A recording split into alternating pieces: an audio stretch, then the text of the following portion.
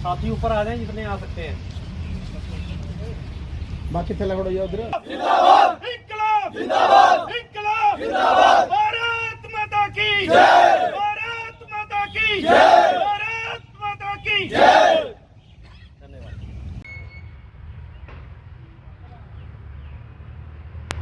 रास्ते पे जो दिखाया है शहीदों ने, क्योंकि बार बार पैदा भगत सिंह राजगुरु नहीं होते, खुद को रोज़ जलाना पड़ता है दिए की तरह।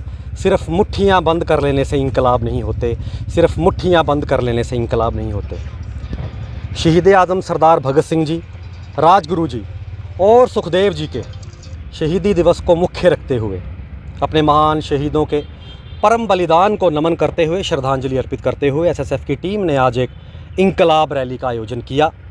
जात पात और धर्म की राजनीति से ऊपर उठते हुए भारत की एकता और अखंडता का इंकलाब, नशे में डूबती जा रही हमारे देश की नौजवानी को मुख्य धारा में लाने का इंकलाब,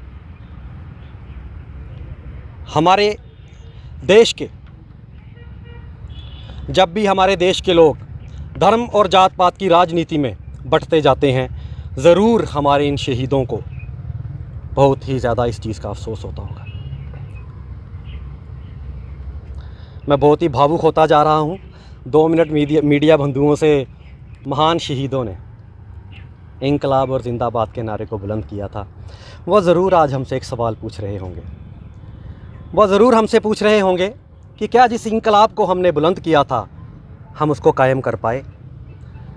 जिस भारत का सपना हमारे महान शहीदों ने अपने प्राणों की आहुति देकर देखा था, क्या हम उस भारत का निर्माण कर पाए? शायद नहीं, कहीं ना कहीं हमसे चूक हुई, हम नाकामयाब रहे।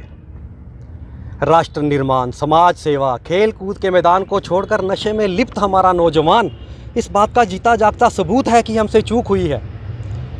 किताबों को छोड़कर रील्स में मगन हमारा विद्यार्थी वर्ग इस बात का सबूत है कि कहीं ना कहीं हम नाकामयाब रहे। एकता में ही अखंडता के पाठ को भूलकर धर्म के नाम पर बटा हुआ हमारा समाज इस बात का सबूत है कि हम नाकामयाब रहे, हमसे चूक हुई है।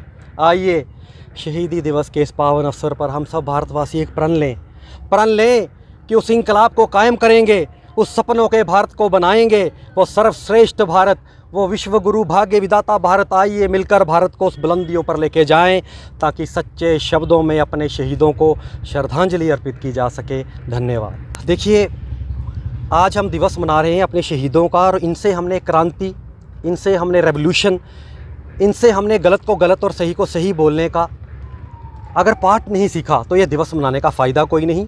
हमारे समाज में, हमारी स्टेट में, हमारे राज्य में, हमारे ज़िले में ये कुरीतियाँ इस बार मुखर रूप से चल रही हैं और इनके खिलाफ़ हमारे सारे समाज को बोलना चाहिए।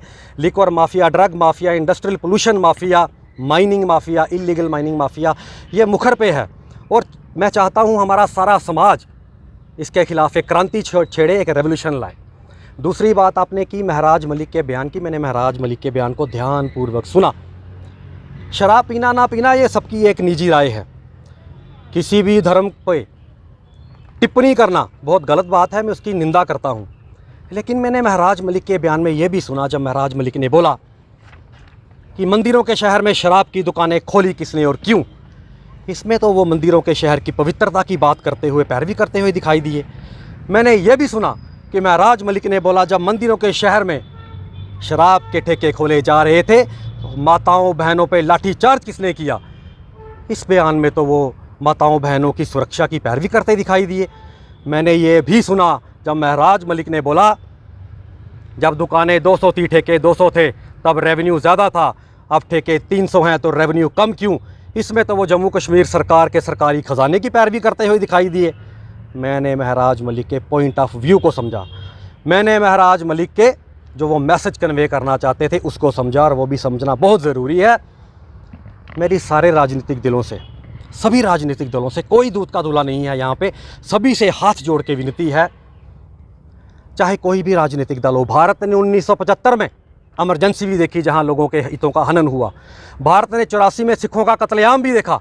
भारत ने 89 में हमारे कश्मीरी पंडित भाइयों का कत्लेआम, नरसंहार भी देखा। इसलिए कोई राजनीतिक दल दूध का दूल्हा नहीं। मेरी सभी राजनीतिक दलों से ये विनती है, धर्म एक आस्था का विषय है। धर्म के लिए, अपनी राजनीति के लिए धर्म का फ़ायदा उठाना बंद कर दीजिए। अभी मैंने अपनी तकरीर में यह बयान दिया कि हमारे देश के नौजवान नशे में लिप्त हैं। कोई झूठ बोले तो उसको मुजरिम करार कर दिया जाता है, कोई सच बोलेगा, कोई एकता की बात करेगा, उसको मुजरिम करार कर देंगे। क्या मैं मुजरिम कहलाऊँगा? क्या मैं मुजरिम कहलाऊँगा? और क्या होगा इल्ज़ाम अगर मैं हरे से हिंदू लिख दूँ, भगवे से इस्लाम?